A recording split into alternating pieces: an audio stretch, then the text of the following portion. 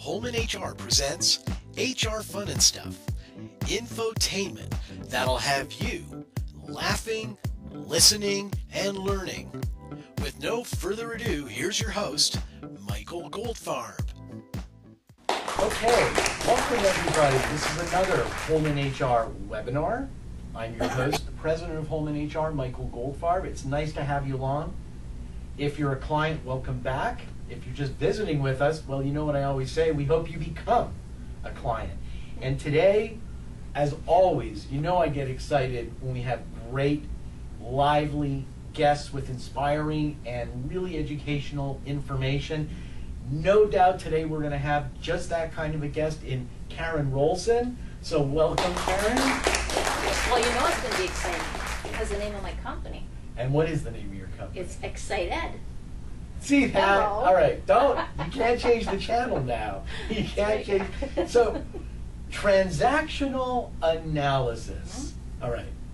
Now, I know that doesn't sound particularly thrilling, but believe me, this is fun and exciting, and it's everyday stuff, Karen, that everybody That's can use. what's so cool about it. You can use it today, immediately. Right. So tell us, we're on that first slide, just it says transactional Yep. analysis, and I want people to get a flair. So give us a little bit of just an intro here. Well, TA, Transactional Analysis, was designed by Dr. Eric Byrne in the late 1950s. And really, what it is a way to analyze your transactions or your communication patterns to find out what's wrong and then to fix them. Simple as that. I think it applies to everybody.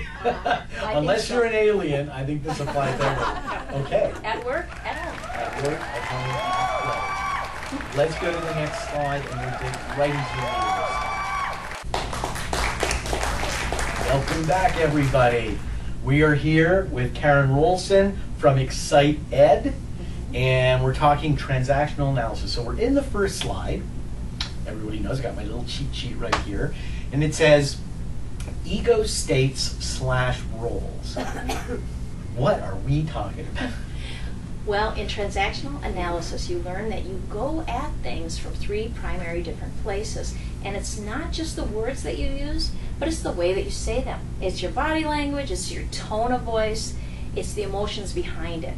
And so there we come to things as either a parent, as an adult, or as a child. And I guess some of us come at it more from one than the other. Yes, and therein lies the problem. Therein lies the problem. Yes. And it's interesting, I'm sure you're aware, most of our constituents are business people. Mm-hmm. We have a lot of managers, owners, and staff watching these. So there is definitely an application, both, like we've said in the first slide, this is work, rest, play, it Yes. covers the gamut, right? And initially in the 50s, it was primarily applied to the home. But business people just latched onto that, and there are books and trainings and conferences all based on how TA helps people in the workplace. So let's dig in again, get into some of this. So what are we looking at here with the parent ego state, adult ego? What is this slide explaining? It's really this slide just tells us that there are 3 primary rules. And as we go on, we're going to examine each of those rules to determine where we're at and where our people are at. I see. And so when it says, 7% words, 38% paralinguistic, and 55% facial expression, is that referring to how these different states of mind appear? Yes. For example, I'll say something very adult-like to you. Okay. My words will be adult-like, but the rest won't be. Michael, do you know how much you annoy me when you act like that? I really could throttle you right now. Uh-huh. You're just a child. You annoy me. I'm going to cry. Yeah. Now, if I came at it from a parent, Michael, do you understand how you're annoying me? Okay. I can't take it anymore. You're driving me crazy. I see. So your whole dynamic, Everything changes. your dynamic Yes. is completely different. So the words don't really matter that much. It's the way got we it. present them. Did I tell you she's good? Drilled it right home. I even got it, and I'm a Well, that's child. good. And I'm a child. If a child can get it. That's why I put it there. Okay. All right, everybody. You know what to do. Next slide. We'll be right back. As my studio's falling apart. Welcome back, everybody. Slide 3, we're here with Karen Wrolson, MS from Excite ED, and we're talking parent ego state. And now I'm looking at something called controlling and nurturing. And all of us probably got a little tinge, a little tingle in our stomach, because we know we're one, a little bit more one than the other, right? Absolutely. And so explain what aspect, what we're talking about here. First of all, sometimes it's okay to be in these ego states, and we're going to talk about that. Okay. It sounds like it would never be okay to be a controlling parent. Let's talk about the two subtypes, critical and structuring. Critical parent is never appropriate. That's the put downs, the name calling, you never, you always, I can't count on you. That's never productive. That's critical. That's the critical parent. However, the structuring parent, sometimes we need that, especially at work. Someone has to set up the agenda, run the meetings. They are the structuring parent. That's okay sometimes. We need that. And so what would be an example of the difference between sort of, you gave us the critical, what in a statement or demonstrative? Exactly. In the structuring parent would say, all right, we spent plenty of time on that agenda. We really need to move forward to the next issue so that we can keep on our timeline. That's okay. They're being controlling, but in a very appropriate way. That's their job, to structure things. Okay, so that is that part of nurturing? No, that's just under the controlling. That's controlling appropriately. So it's just whether to be a controller in and using a critical approach, yes, or a structured approach. Mm-hmm. And structure when you're supposed to be the person structuring. Okay. And so is there, I like the examples. How would, if we dig a little further, if we go a little further here, how would you sort of, again, define the distinction between being a critical controlled individual or a structural control? All right. What would you... Sure. Let's look at an example of an evaluation on the job. All right, perfect. Very important, because the person doing the evaluation is naturally in a position of power. So they want to be careful in how they utilize that power. If they are critical during the evaluation, they'll be causing damage. Right. You never get things done on time. I don't know why you can't do it. Did you have a problem? Are you not sleeping at night? What's going on? Right. That's crossing the line. That's demeaning. However, when you have bad news to deliver in evaluation, you can do it in a structured, mature way.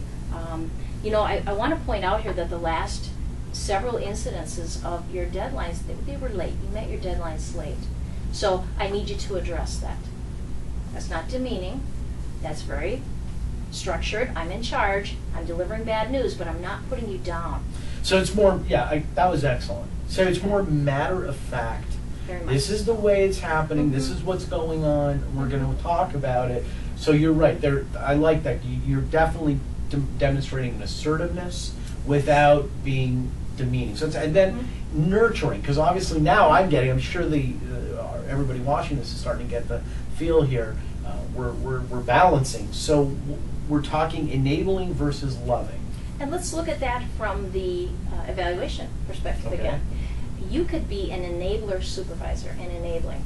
I know that you didn't get your deadlines met, but I know you've got 3 kids, and I know life is hard, so I'm just going to erase the dates on these. Okay, I know you'll get better. Right. You're enabling. You're allowing someone to continue in a behavior that's not adult-like. Right. Do you really want that? So that's an example of inappropriate parenting. Okay. However, even a supervisor can be, on the slide, a loving supervisor. At times, you really look rough today. I think you are sick. Yeah. Right. It's okay for you to go home and take care of yourself. Right. That's interesting. Okay. And that loving, nurturing concept, that's certainly, I know it's hard for people. We get caught up in our day-to-day stressors on the job, whatever. But I think for most people who are being written up, and that's the term we use, that would be a real refreshing approach, and they would probably be disarmed as a result of it. They wouldn't get their back up against the wall. Yeah, you need to be human-like, you need to be fair, but evaluations are so touchy that the actual best way is not to be a parent at all, but you can introduce it sometimes. The best way is what we're going to move to, which is adult-like. Where you take all emotion out of it. Yeah. Okay, I like that. And I'll tell you, it's interesting you brought up the example of enabling. I was just reading an article in the New Yorker this week about this investigation in the Atlanta city school systems that blew up. It became huge. It became a state investigation. People are going to prison over it, where teachers, and I think they meant well, they went and they changed. Oh, yes, I read they that. cheated. Yeah, they changed exam scores Yes. of high school students and elementary schools on the standardized testing because I they know. wanted the kids to pass. Mhm. And you know, I see it. You can, but it's interesting. You talk about enabling. It doesn't help anybody. So And one more example I want to share is coworkers. Sometimes people carry their coworker, right? right. Well, he's not pulling his load, but I don't want to rock the boat. I'll just do it. Right. No, you're getting Doesn't into a work. real bad place. Exactly. So that's an example of enabling, which is not appropriate. For sure, in the for sure. workplace. And sometimes people get fired over it. We see it when Sure. people forge time cards for other people. Yes, yes. And that's never a good thing. Mhm. Okay, so we see there's a huge application of what we're talking about, the parent ego state, this whole concept. And I'm excited to know what's coming from All right. Excite Ed on the next slide. I'm sure everyone is. Let's go. Welcome back, everybody. Michael Goldfarb, Home and HR. We're here with Karen Wrolson, MS of Excite ED. We're talking about adult ego state. We just got through talking about parent ego state. And just as a recap, it was interesting because Karen explained to me, and I might have missed this, so I just want everybody to understand that the previous slide where we were talking about the parent ego state it can be useful, it has its place, but it is not the predominant state that you're probably going to be best off using as an effective tool, especially in the workplace. What we're going to be talking about on this slide, the adult ego state, this is where, get your cup of coffee, wake up, stay alert. I'm kidding. She's keeping us alert. So this is right, this is the big kahuna, Karen? This is where you want to be 80-85% of the time in all of your life, but certainly at work. Okay, so give us the parameters. I mean, there's a lot of, I can see the bullets, so fill us in. Okay. What are we talking about? Adult-like is pretty factual, stable, responsible. There's not a lot of emotion there.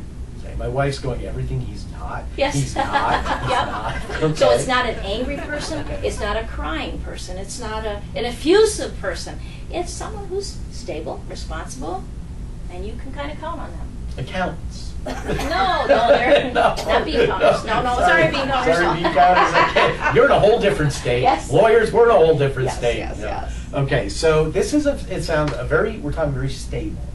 Very stable. Rock of Gibraltar.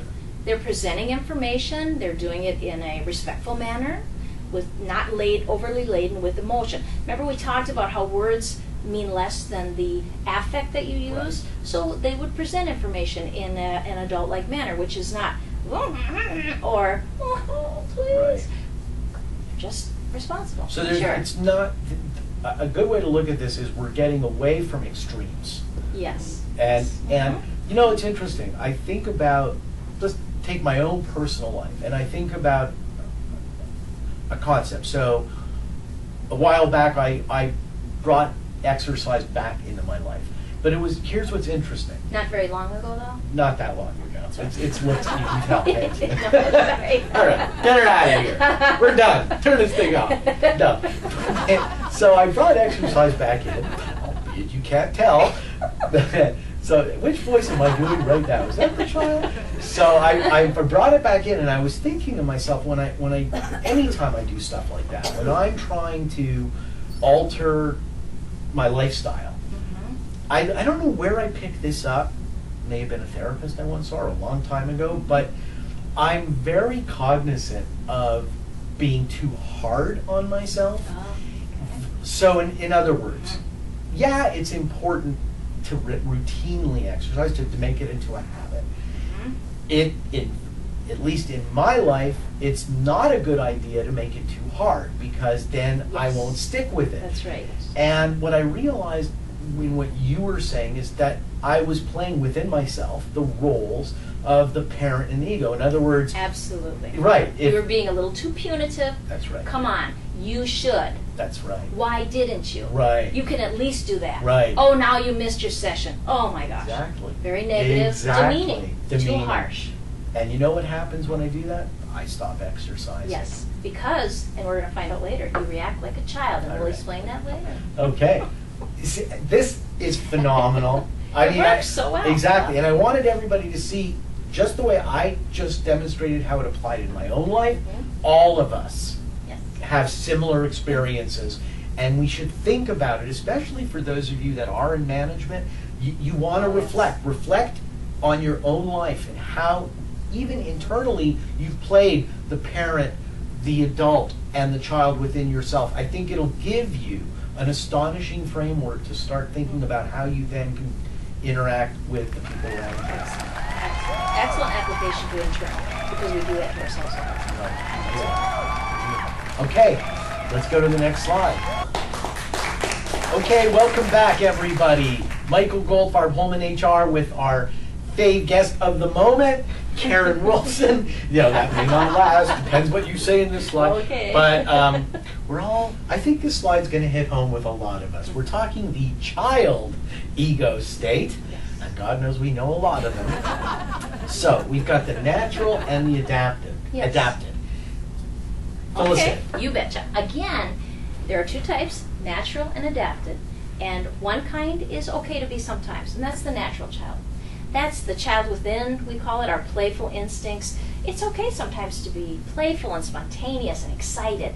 You're at an amusement park. You want that child to come out. You want to, maybe once in a while you have a slice of key lime pie. Right. You're a child and you're like, Yeah. I'm going to enjoy it. Yeah, I'll do it while I'm exercising. Here you go. I'm the Justify parent, it, still yes. the parent, structure, Yes. you know. But you don't want to be a natural child Right. very often at work. No. You wouldn't want to say, oh my God, this is so boring. I'm taking off for the rest of the Right. day. Right? Not- I know we're doing that, but we don't want to do Yes. it. Okay. So sometimes the natural child is great. The adaptive child, it's never great to be. And that's the way that you responded as a child to your background. Maybe you were a very rebellious child, an angry child. Maybe you're very passive. So that child comes out sometimes in terrible ways. For example, when you were exercising and, Right. and you tell yourself, you really should do this. Why don't I exercise every day? The angry child might come up, but you know what? Forget it. I'm not even going to do it. I'm sick of the whole thing. Right. That's not a good response. And we see that in the workplace. People who become angry or maybe overly passive and act like a child who wants to be coddled and taken care of. Luke, let's say Luke says to you, oh, I have to write up that proposal, but I sure wish I had your skills because you would do it so much faster. He's suggesting that you parent him in this role. So people can play with that too. Okay. So, Is that a bad thing? very bad, yes. Okay. Because you want Luke to do his own work. Right. He needs to be an adult, not a victim, or I'm just not as good as you. And so how might somebody respond to that who's a supervisor? You need to respond in it. You know what, Luke? I know you can do it. Practice makes perfect. Keep See, practicing. That's great. Yep. See why she gets the big bucks? No, that's great because you really, you kind of put it back on Luke without Absolutely. putting Luke down. Right.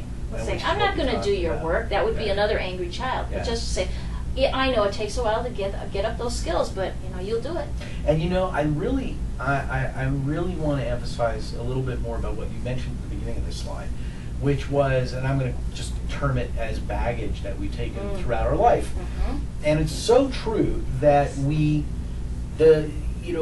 form in the formative years of our life, at least I believe this, we create synapses and Yeah. chemical barriers in our brain, and we mold ourselves, and our parents mold us, our upbringing Yes. mold us. And while I still fervently believe that we can always reprogram our brain, it's never too late, Mhm. and everybody should know that it's never Right. too late to rework those connections or at least bypass them. And there's good therapists like yourself that can work with people and Yes, help you do change that, yeah. Right, and change is vital. And I just think about it because I call it within myself projection when I realize I'm taking that baggage into the workplace and it's just completely cutting me off and ruining my Yes. perspective. That's the adaptive child. Maybe you work with someone who seems to be defensive a lot. That's coming from their childhood. Right. And the wrong response is to tiptoe around them then. The right response is to be adult-like, matter of fact. Don't shy away from saying things because Bob's going to blow up. Bob needs to grow up. That's right. So you need to just be adult-like.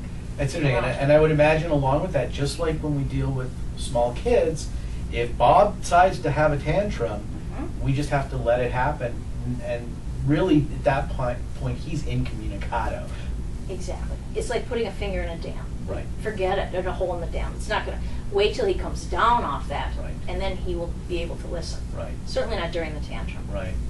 This is so important.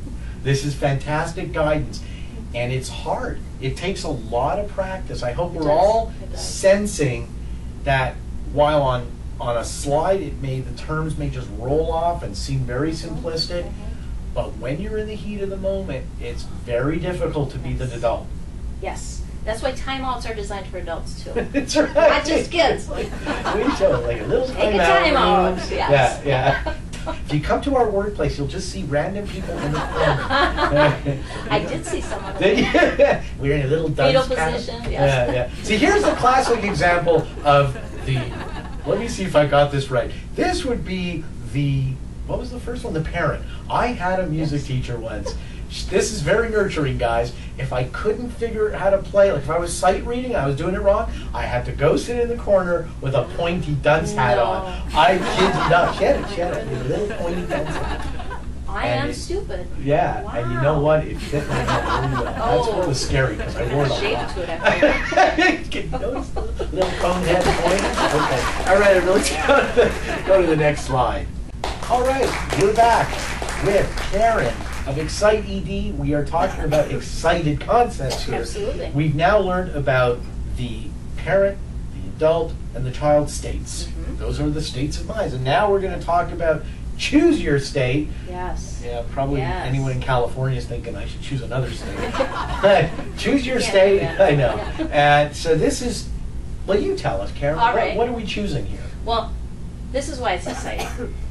You should think right now. Everyone should think about a relationship they're having a problem with. At home, at work. Maybe there's someone. Just one, right? Because one. We'll take one at a time. Okay. Okay. Let's say someone treats you like a child. All right. It could be a coworker, Okay. and they're micromanaging your work. So that's annoying. So now you know what they're doing wrong, but you can't change them. It's impossible. We can only change ourselves. We have the right. In fact, Viktor Frankl, Man's Search for Meaning. Sure. You can never have taken away your freedom to choose your response in any situation. So choose your response. Choose the adult one.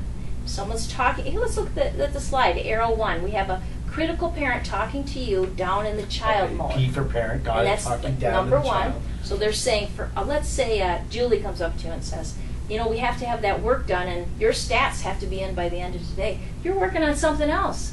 You should be working on those stats right now. If So that's sounds almost punitive. Yes, and controlling. And she's your coworker? Right. What? So she's being a critical parent, acting as though you need her guidance.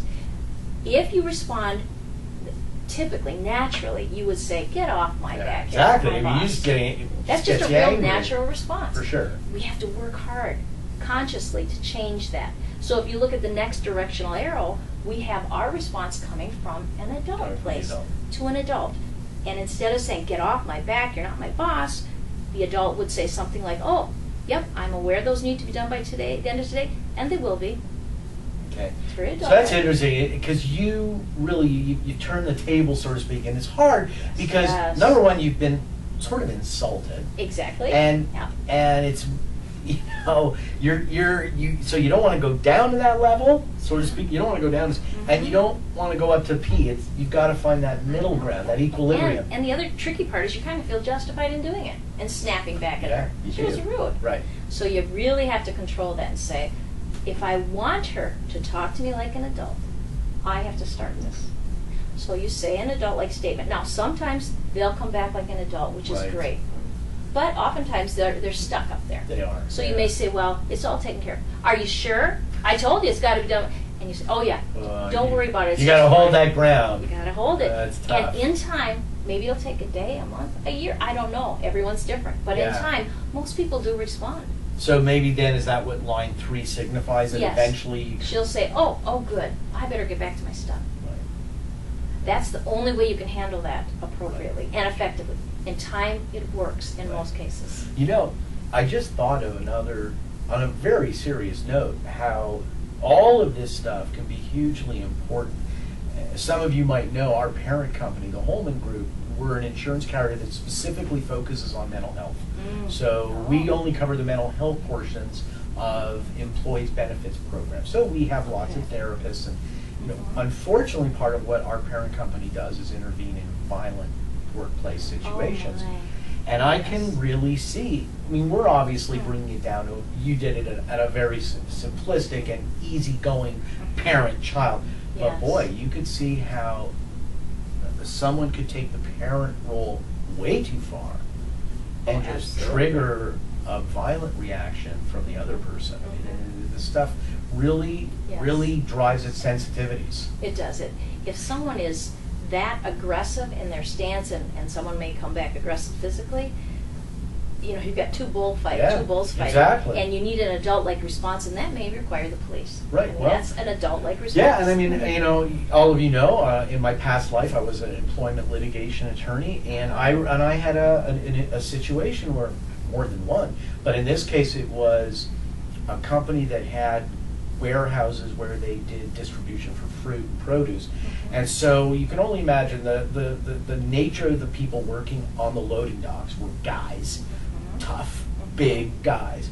And in one instance, the supervisor was being ridiculed by his underlings, by the people, as being gay, and he wasn't, and which doesn't matter. But he was being, and eventually, he was being taunted, and he knocked one guy out, and the ambulance came. So you can see how these interpersonal communication skills can be vital, because if someone in that instance would have known something, they could have diffused it, maybe.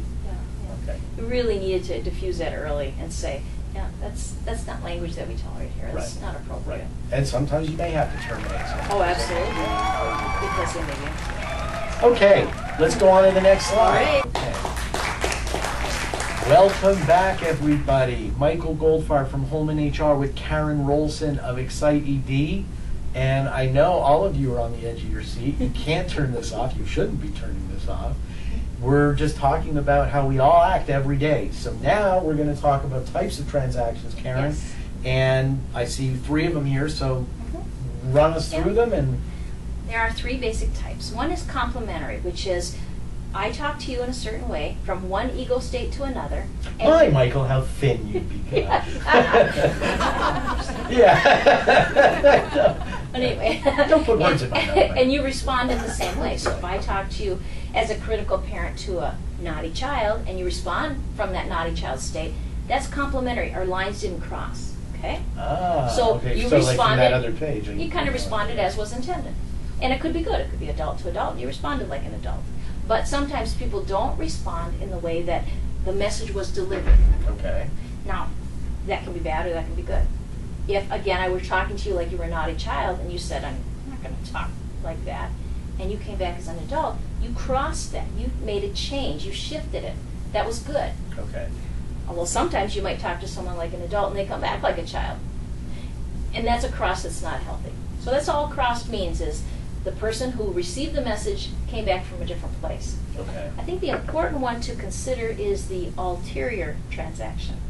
In the ulterior transaction, someone will speak to you as though they were coming from one ego state to another, but in reality, they're not. They're trying to manipulate you. This is the hidden agenda. Yes. So everyone's been to car salesmen, and salespeople use this. The only people are lower than lawyers, right? They're both down there. That's so let's say a car Don't you salesman. love her Midwestern sensibility? I just love that. So a car salesman might say to you, "Oh, you love that sports car. I can see you do." And you might say something like, "Oh, $80,000. That's a lot." So they might be sneaky and say, "Well, I know you love that car, but you just clearly you don't make enough money to buy it. Why don't we look at a 4-door sedan?" It sounds adult-like, right? But they're really being a parent to a child, and they're kind of saying, "You don't make enough money to get what you want." And the childlike response would be, "I can buy that. I'll sign the papers right now." They manipulated you. Right. So even though it sounded adult, wow. Okay, I see. It wasn't. Right. Yeah. And people do that. A lot, and I used to do it as a teacher. Uh-oh. I used to manipulate my students by saying things like, well, I was going to hand out this next assignment, but I don't think you guys could do it. So it worked every time. So, I mean, is that just like another term for another term? Yeah. Give it to us, we can do it. Right. Shame on me. Yeah, is that another term for it might be reverse psychology? Yes, some people have called it that, yes. So be aware. Be aware. And I think the important thing is if someone says something to you and you feel offended, and yet if you replay the words, there was no offense there. They were using an ulterior transaction. Somehow they were treating you inappropriately, although their words were fine. So be aware of that. If someone's rubbing on you, analyze it. What's going on? And then what would you advise? I mean, so someone does the analysis and feels that they've been maligned. I Yes. mean, what do you advise them to do in that situation? Two things they can do. One is just respond like an adult to an adult. But if it's chronic, sometimes you really want to face it and say, you know what, Michael, you've talked to me like that on several occasions. When you talk to me like that, I feel like you're treating me like a child. I found it demeaning. This is how I found it demeaning, and I'd really like you to stop. That was fantastic because I don't know if any of you out there have ever heard of the concept of nonviolent communication. Maybe you have. Yes, I have. And that's exactly, that was a demonstration, that was an outstanding demonstration of Outstanding. nonviolent communication, and which is basically a mindset that says when you find somebody offensive, in a sense, you feel that you have been treated inappropriately or whatever, that telling them in a nice way what it has made you feel, why, how they did it, and to ask them not to repeat that behavior. That concept is nonviolent communication, and usually it works really well, because the alternative would be the child response, which might be to get angry or something like that and just butt back, you know. In fact, what I find very effective with that is if you have done that with someone, and then they're good for a while, and then they do it again, bring it up. Don't let that elephant not be spoken. Don't let it slide. And in fact, I even may say, you know, I've told you how that makes me feel. I notice you're still using those words. I wonder why you're doing that. I wonder if you really want me to feel that way. Is that true? Oh, that's interesting. Because if they continuously do it, really you must want me to feel badly. So that, you know, this all has really poignant application in the workplace. I mean, this is the kind of thing that you can all use if you're in an investigation. Say somebody is making an allegation of whatever, harassment, mistreatment of some kind, and if you're a manager out there and you're involved in an investigation, and you might get to the point where you need to mediate between two employees that are clashing heads. Yes. I mean, these are great techniques for mediation purposes. And, you know, do you ever, as a big part, I know what you do is coaching. Yes. Is this something that you could ever do for a company, that if, you know, they needed a professional outsider to come in and help ease a situation? Is that something you do? I have done that. I've done that so much with businesses and with individuals. I listen to both parties individually. That's important. But eventually they need to come together and talk. And that's where you need some great skills to say, John really feels this way when you approach things that way. We need to talk about a change. Do you understand that's making him feel that way? Are you willing to look at a change? Let's talk about a change.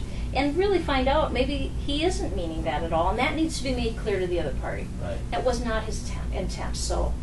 Yeah, it's so true. And the stuff that you hear rolling off Karen's tongue, these examples, and her ability to demonstrate the different mindsets, folks, that is very difficult. That takes a lot of experience and a lot of practice. Just you at home, you try this. It's not one of those don't try this at home. Do try this at home, and you'll see just how hard it is to come up with these illustrations and do it appropriately. All right, next slide.